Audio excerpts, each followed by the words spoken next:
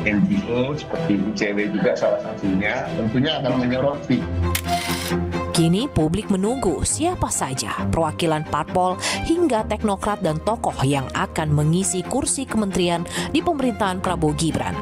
Puluhan tokoh sudah dipanggil Prabowo ke kediamannya. Apakah semua nama dan wajah itu benar-benar menjunjung tinggi kinerja bersih dan komit pada anti korupsi? Menanti Kabinet Anti Korupsi Prabowo Gibran adalah tema satu meja The Forum malam ini. Telah hadir di studio Aceh Hasan Sazili, Wakil Ketua Umum Partai Golkar. Malam. Ketua DPP PDI Perjuangan Nusirwan Sujono. Malam, Mas. Juru bicara Prabowo Subianto Dhanil Ansar Simanjuntak. Bang, malam. Ada Gun-Gun Herianto, ahli analis komunikasi politik. Malam, Gun-Gun. Dan Sekjen Transparansi Internasional Danang Widoyoko. Malam, Danang. Saya ke Bung Dhanil terlebih dahulu. Prabowo tegas mengatakan jangan cari uang dari APBN. Sebetulnya apa yang dimaksud itu? Pertama begini, Pak Prabowo tentu berangkat dari fakta empirik ya, bahwasannya banyak sekali kasus-kasus korupsi selama ini itu melibatkan kader-kader partai politik. Itu menjadi keprihatinan Pak Prabowo dan berulang kali Pak Prabowo misalnya mewanti-wanti kami misalnya yang di Partai Gerindra, kemudian ketika beliau menjadi presiden, ketika beliau menjadi Menhan, kemudian pada saat ini beliau akan segera disumpah menjadi presiden, kekhawatiran itu masih muncul. Itu pertama. Kemudian kedua, pengalaman Pak Prabowo sebagai Menteri Pertahanan itu ada kerumitan birokrasi yang bisa berpotensi pada kasus-kasus korupsi. Bahkan kan Pak Prabowo secara terbuka berulang kali potensi korupsi yang mungkin bisa terjadi sebelumnya di kementerian-kementerian, dan selama 5 tahun Pak Prabowo bekerja secara langsung menyadari betul potensi itu sangat berbahaya dan akan merugikan keuangan negara. Kemudian ketiga, kan Pak Prabowo sejak masuk dunia politik selalu bicara tentang kebocoran. Bahkan ingat sekali selama beliau berkontestasi menjadi capres, kalimat yang paling pamungkas dan sering digunakan itu adalah bocor. Dan keprihatinan terkait dengan itu telah tetap ditunjukkan oleh Pak Prabowo. Nah, oleh sebab itulah di banyak kesempatan Pak Prabowo menyampaikan bahwasannya ketua umum partai politik, bahkan disampaikan juga langsung ketika bertemu dengan ketua-ketua umum partai politik agar mereka itu tidak menugaskan kadernya itu untuk mencari sumber pendanaan dari APBN. Politik dari APBN. Oke, tapi Bung Dhanil, ini menarik ya. Kalau tadi menyebut ya dokumentasi Kompas di 23 November 1993 itu ayahanda Pak Prabowo, Sumitro Jayadikusumo, mengatakan adalah tingkat kebocoran anggaran negara itu sampai 30% besarnya. Itu juga menjadi inspirasi dari Pak Prabowo. Betul. Jadi itu juga menjadi jadi temuan Pak Prabowo. Jadi angka 30% sampai dengan hari ini itu tetap menjadi fakta yang kontekstual. Ternyata. Dan itulah yang terus-menerus ingin dipastikan oleh Pak Prabowo, bukan hanya terkait dengan APBN, tapi potensi kehilangan potensi ekonomi di sektor sumber daya alam misalnya, kemudian di kelautan kita, itu juga besar sekali, sehingga itu juga menjadi concern Pak Prabowo. Nah, oleh sebab itulah pembicaraan terkait dengan integritas itu menjadi penting. Bahkan itu menjadi syarat pertama dan utama Pak Prabowo ketika menyampaikan syarat menteri-menteri beliau. Makanya kemudian secara langsung tanpa misalnya akrobasi atau atraksi terkait dengan integritas, Pak Prabowo hanya meminta para menterinya untuk menandatangani fakta integritas terkait dengan praktek anti korupsi dan komitmen mereka untuk mempraktekkan pemerintahan yang bersih. Oke, baik. Kang Aceh sebagai mitra koalisi, ini early warning system sebenarnya disampaikan oleh Pak Prabowo agar partai itu tidak cari duit dari APBN. Gimana Anda merespon itu? Ya, saya kira pernyataan Presiden terpilih Pak Prabowo sangat tepat ya untuk mewanti-wanti kepada partai-partai termasuk saya kira juga kepada nama-nama yang diproyeksikan oleh partai maupun yang dinilai oleh Presiden Prabowo untuk menugaskan figur-figur yang tepat. Ya. Dan saya kira ini jelas bahwa integritas dalam konteks ini selain tentu kompetensi, kapasitas, merupakan prasyarat yang harus dimiliki oleh setiap pembantu beliau.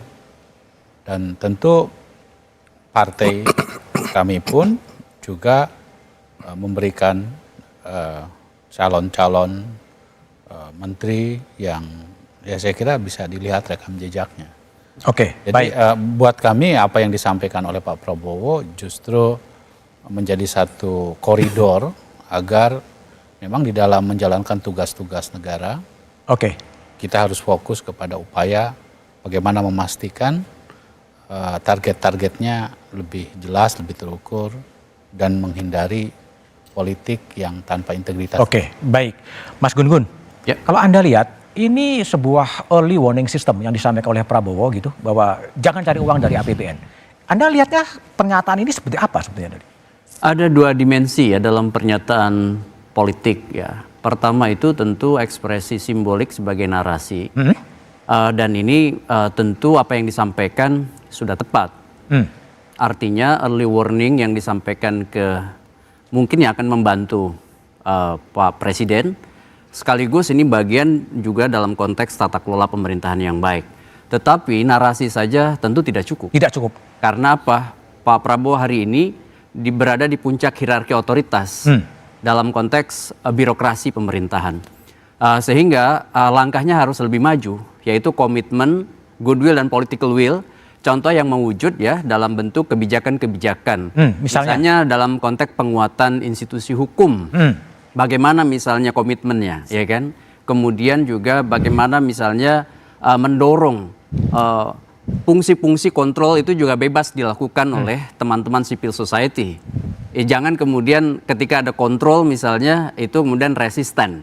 Karena itu akan juga menyelamatkan fungsi keseimbangan politik ya, terutama dari suara yang kerap kali tidak bisa disuarakan. Misalnya tidak bisa disuarakan oleh teman-teman DPR. Nah, jadi ekspresi simbolik harus juga berbarengan dengan kesadaran, komitmen sekaligus kebijakan. Nah, ini baru kemudian kita bisa lihat perkembangannya setelah nanti dilantik dan menjabat. Oke, Gitu. 100 hari apa yang dikerjakan kira-kira. Ya. Oke, baik. Mas Nusirwan, PDIP melihat ini gagasan early warning system di Pak Prabowo ini mudah, sesuatu yang akan mudah atau susah dilaksanakan sebetulnya? Yang disampaikan oleh Pak Prabowo tentu awal yang baik. Awal yang baik. Awal yang baik tentu juga memberikan peringatan, mohon maaf khususnya bagi Pak Prabowo sendiri. Karena budaya di kita itu sangat melihat pemimpin. Maka pemimpin itu tentu termasuk diantaranya siapa-siapa yang kemarin sudah dipanggil itu akan memimpin institusi, memimpin kementerian, memimpin lembaga. Ini adalah pemimpin-pemimpin yang tentu akan menjadi contoh bagi seluruh perangkat yang ada. Jadi termasuk juga nanti di bawah komandan presiden, kepala pemerintahan, kepala negara, inilah yang akan menjadi contoh apa yang sudah disampaikan. Saya hanya ingin menambahkan karena kalimatnya penekanannya kepada jangan mencari uang dari APBN. Ya, itu bahasanya sangat jelas, tapi sebetulnya yang sangat dikhawatirkan itu adalah corruption dalam pengertian kebijakan yang membuat kerugian keuangan negara. Jadi kalau kita lihat setiap saat di mana terjadinya kejadian-kejadian pakai ditangkap dengan kostum oranye itu kebanyakan ya karena kejadian kasus-kasus yang terjadi atas anggaran-anggaran yang terjadi baik di pusat maupun di daerah. Tapi juga harus dicermati berkaitan dengan kebijakan. Kebijakan yang itu sebetulnya berimplikasi terhadap kerugian negara. kalau hal-hal yang seperti bukan berarti kita membedakan antara yang kelas kecil dengan kelas besar ya, artinya kasus yang besar dan kecil tidak begitu. Semua sama, semua pelanggaran, semua harus ditindak. Tapi jangan sampai bahwa yang ditampilkan itu sangat tidak signifikan ya. Kita banyak kebijakan-kebijakan di mana berdasarkan konstitusi, sumber daya alam ya, semua itu dikuasai negara dan itu harus dijaga untuk kesejahteraan rakyat. Kalau kebijakannya itu tidak tepat, tentu ini masuk kategori penyalahgunaan kekuasaan. Danang, Anda sebagai yang Sekjen Transparansi Internasional, niat sudah disampaikan secara terbuka. Apa yang harus dikerjakan lagi oleh Presiden terpilih Prabowo Subianto? Tapi jawabannya setelah jeda berikut ini.